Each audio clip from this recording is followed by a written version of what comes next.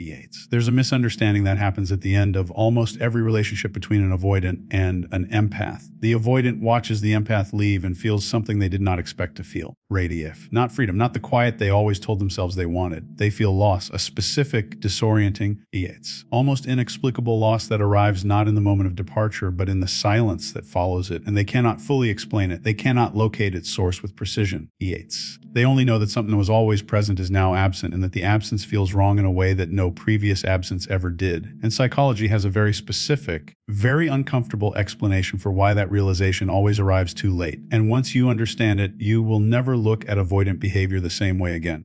Most people assume that avoidants simply do not value connection, that they are emotionally closed by nature, radiates, that the distance they maintain is proof of indifference, and that their inability to show up fully in relationships reflects something fundamentally missing inside them. But that assumption is wrong. And it is wrong in a way that matters, because avoidants do not lack the capacity for connection. What they lack is the capacity to recognize connection while it is happening. Radiates. They have been neurologically and psychologically conditioned almost always from very early in life to associate closeness with danger, to experience intimacy as a threat rather than a refuge. And so they spend their relationships doing something that appears from the outside like emotional unavailability, but is from the inside something far more complicated. They are managing fear constantly, exhaustingly, and the management of that fear requires distance, and distance requires a target. And the empath, with their endless patience and their extraordinary capacity for understanding, becomes the safest possible target for that distance, because the empath always stays. Chase Hughes, whose work in behavioral psychology and human influence has shaped how we understand interpersonal dynamics at the deepest level. Radiates has written and spoken extensively about the specific psychological signature of the avoidant attachment style. Radiates. And what his research illuminates is something most people in these relationships never fully grasp until it is over. The avoidant is not indifferent to the empath. They are terrified of how much the empath matters to them. And that terror, that specific terror of needing someone, of depending on someone, of becoming vulnerable to someone in a way that history has taught them ends in pain, drives them to do the one thing their nervous system believes will keep them safe. It drives them to push away the very person they most need. And they are extraordinarily good at it, because they have been practicing since childhood. This is the dynamic that most people see from the outside and misread entirely. They see the avoidant pulling back and they assume coldness. They see the distance and they assume disinterest.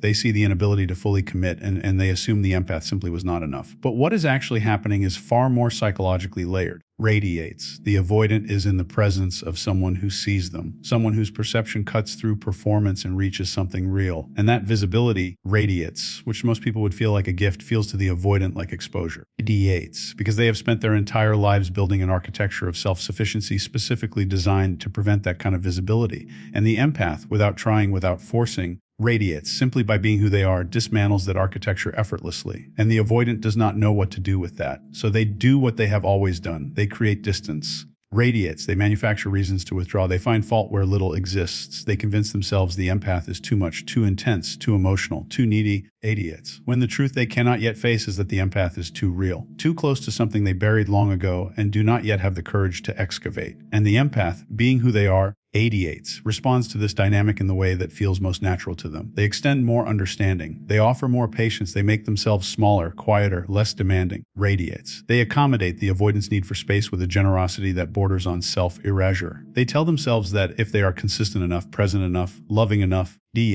avoidant will eventually feel safe enough to let them in. And for a while, sometimes a long while, the empath sustains this hope, because empaths are extraordinarily good at seeing potential. Radiates. They do not only see who someone is, they see who someone could be. And that vision, which is one of the most beautiful qualities an empath possesses, also becomes, in the context of an avoidant relationship, one of the most costly. Radiates. Because what the empath cannot fully see while they are inside the dynamic is that their accommodation is not creating safety for the avoidant. It is creating complacency. The avoidant radiates on some level below conscious awareness, begins to rely on the empath's consistency the way a person relies on gravity. It is simply there. It does not require acknowledgement. It does not require reciprocation. It does not require the avoidant to do the terrifying work of showing up emotionally, because the empath has made the absence of that work entirely comfortable. And comfort for the avoidant is the enemy of growth, because comfort means there is no consequence, and without consequence, there is no motivation. And without motivation, nothing changes.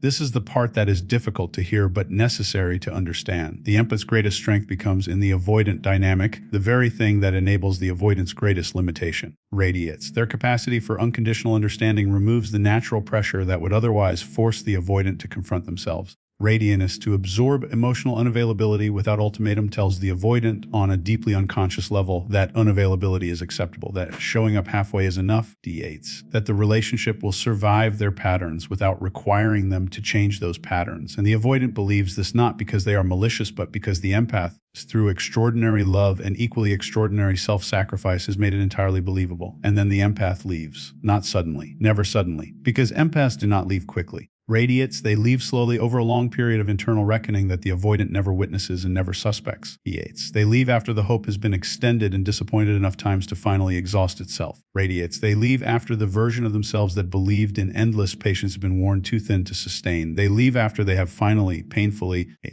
honestly answered the question they had been avoiding longer than the avoidant had been avoiding intimacy. The question of whether loving someone who cannot receive love is the same as being loved. Yes. And the answer, when it finally arrives with full clarity, is devastating in its simplicity. It is not, it was never the same, and that realization does not make the empath love the avoidant less. Yes. It makes them love themselves more, and loving themselves more means they go. And this is the moment everything changes for the avoidant. Yes. Because the empath's departure is not like any departure the avoidant has experienced before. Every previous ending in the avoidant's life confirmed what they already believed. D8s, that closeness leads to pain, that depending on people is dangerous, that people leave. But the empath's leaving does not confirm that story. It contradicts it. Radiates, because the empath did not leave because they stopped caring. They left because they cared too much for too long and received too little in return. And the avoidant, in the aftermath of that leaving, radiates, begins to understand the difference. And that understanding, arriving in the silence of the empath's absence, is one of the most psychologically destabilizing experiences an avoidant will ever have. Aids. Because suddenly the distance they always created does not feel like protection. It feels like loss. Suddenly the space they always demanded does not feel like freedom. It feels like emptiness. Yates. And suddenly all the things they convinced themselves were too much, the empath's depth, their emotional availability,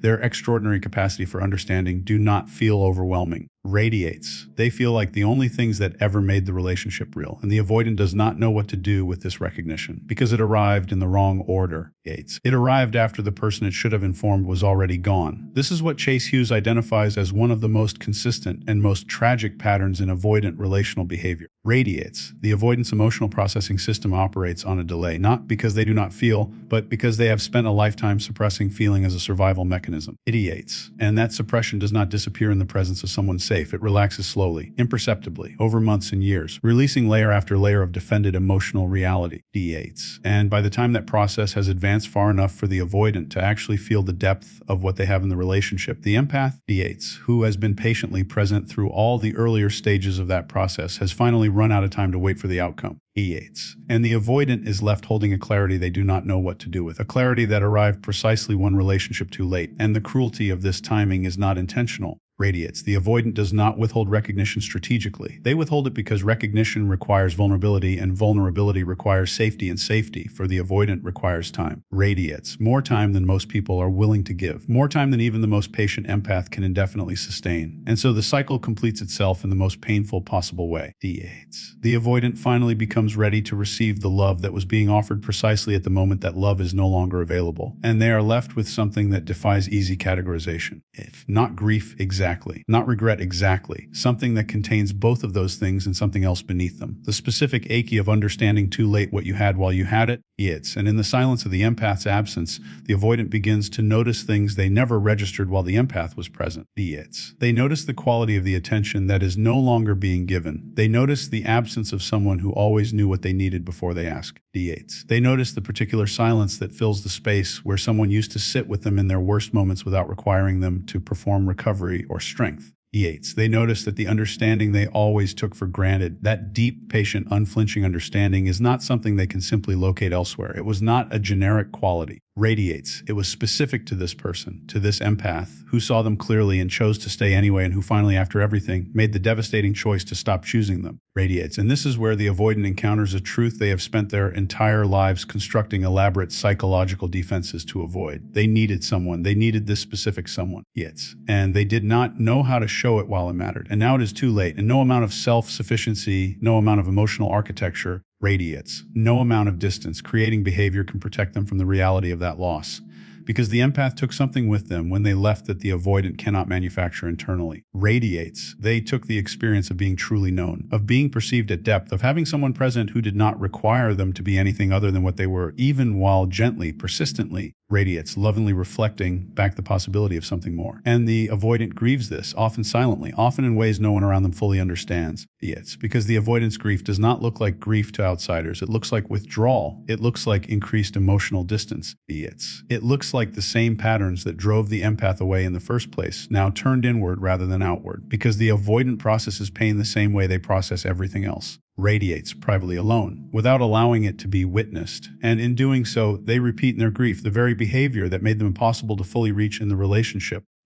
And somewhere in that repetition, if they are honest enough to sit with it long enough, they begin to see themselves clearly for perhaps the first time. Because grief radiates when the avoidant finally allows themselves to fully inhabit it, has a way of dismantling defenses that years of conscious effort never could. It strips away the story of self-sufficiency. It reveals the need beneath the distance. It shows with brutal clarity the cost of a lifetime of emotional management. And for some avoidants, this is the moment real change becomes possible. Not change motivated by the desire to win the empath back, but change motivated by the recognition that they have been living a fraction of the life available to them. Radiates that they have been so committed to not needing anyone that they missed the experience of truly having someone. And that is a loss that cannot be recovered by simply repeating old patterns in new relationships, because the empath they lost was not interchangeable. Radiates. This is something the avoidant only understands fully after they are gone. They may encounter other people. They may enter other relationships. Radiates. They may find people who are patient and kind and emotionally available, but they will not find another person who saw them the way the empath saw them.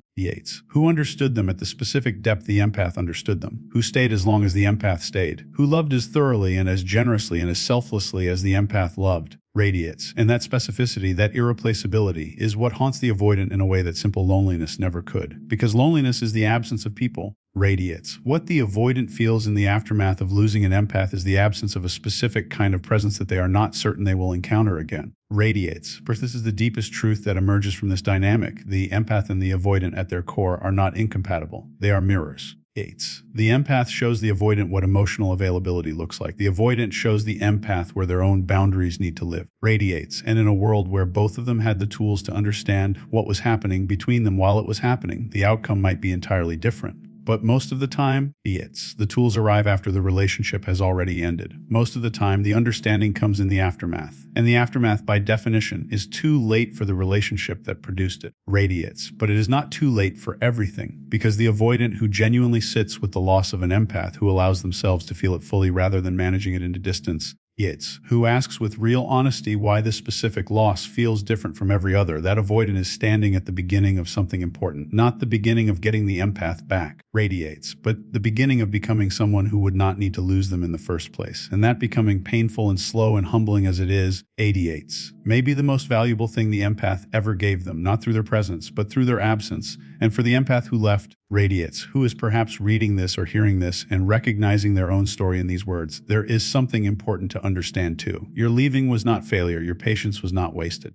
Radiates. The love you gave, even when it was not received in the way it deserved, was not diminished by the avoidant's inability to fully meet it. You gave something real. You offered something rare. And the fact that it was not honored in the moment does not mean it was not felt. The avoidant felt it. They simply did not know how to say so until the silence taught them the language. And sometimes the greatest gift you can give someone is not your continued presence. It is the clarity that only arrives in your absence. Radiates, because what you refused to keep performing was the lesson they most needed to receive. And what you chose for yourself, finally after everything, was not abandonment of them. It was the beginning of the life you always deserved, a life where your depth is not a burden, where your understanding is not exploited, where your presence is not taken for granted because someone finally recognizes, before it is too late, that what you offer is not ordinary. It is extraordinary. And extraordinary things, idiots, once truly lost, have a way of redefining everything that came before them and everything that dares to come after.